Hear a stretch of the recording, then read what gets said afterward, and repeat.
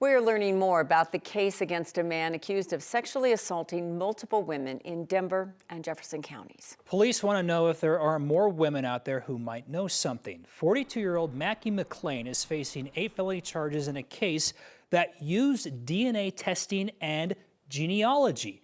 The investigation linked him to multiple sexual assault cases that began outside Denver bars. The case is sealed here in Denver County, but 9 News Investigates obtained documents from the Jefferson County Sheriff's Office. Their investigation accused Mackie of raping multiple intoxicated women in his car. An arrest affidavit says investigators identified Mackie using genetic investigative genealogy, using DNA from rape kits and then matching the DNA with data in a system that people use to track their genealogy. Start building the family trees of the closest matches. And we can tell by the genealogy work and charts about how much the person shares, what potential relationship they are to the individual that we're looking for. And joining us right now is the man you just heard from in that clip, former Denver District Attorney Mitch Morrissey. So we've been chatting about this and trying, we hear so much about DNA and how they find matches. How does this process work? It's a little different. Yeah, it's different. Usually the crime lab's done their work and they have DNA. We can't do this unless we have DNA. We take the DNA and we get it sequenced. And once you've sequenced it, then you can put it in 2 commercial databases that allow law enforcement to search those databases. They're called GEDmatch and they're called Family Tree DNA. So if you get your DNA done by, say, Ancestry, you can take your data and you can upload it into these 2 databases. You can opt in to let law enforcement use that information to try to solve these cold cases or active cases or unidentified remains. And so we've been doing this for about the last 5 years. We've solved about 24 cases, mostly cold cases. We've identified some unidentified remains. What's exceptional about this case is this was an active person.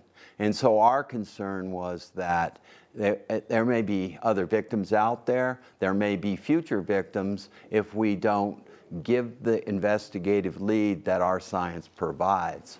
So I have a team of genealogists, and once we got it sequenced, they went to work. They put in about 600 hours on this case. Wow. And we have over 8,000 people in this family tree that they built, and it goes back to relatives in the 1700s. That's how far we've been able to go back. And what that took was a review of about 13,000 different, types of, we look at death certificates, we look at obituaries, we look at the census, we look at all kinds of material that will help us then come down the family tree and get to the person that is the person we identify to law enforcement. And then of course the Jeffco sheriffs had to go about their business. They wrote up the warrant, they got additional DNA, they had information about a car.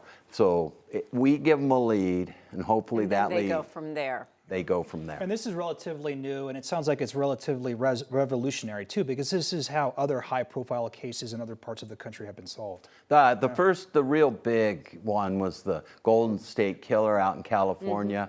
He ended up pleading guilty to, I think, 13 murders. He would kill couples and leave his DNA. And of course, he got older, so he had stopped. He started as a rapist, so they had a number of cases there. Then he started killing people, and then he stopped. And so it became a cold case. And actually, when they were starting to figure out how they could do this, they called my partner, who is the head of the Denver Crime Lab, to say, how can we get this DNA sequenced? And so, of course, there's labs that do it now, but that was part of the process. When he realized it, he was kind of like, well, they called me about that case. And he gave him some advice. So, we've been doing it almost as long as anybody else has.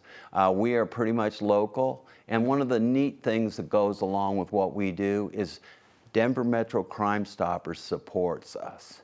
So if they have an old case where they haven't been getting any calls, they maybe have a $5,000 reward, they will pay us the $5,000 to solve the case. They were a partner in this case. That's fascinating. So police departments sometimes are shorthanded budget-wise. Yeah. And I really think that they're the only Metro Crime Stoppers in the country that assists in solving cases this way. Incredible group. So, first of all, are people resistant to putting their DNA into this database, if you will? And then also, what negative impact do you feel when we have a case like the Missy Woods case that is ongoing and people are wondering if DNA is actually, you know, if there's some problems and some abnormalities and there won't lead to a conviction?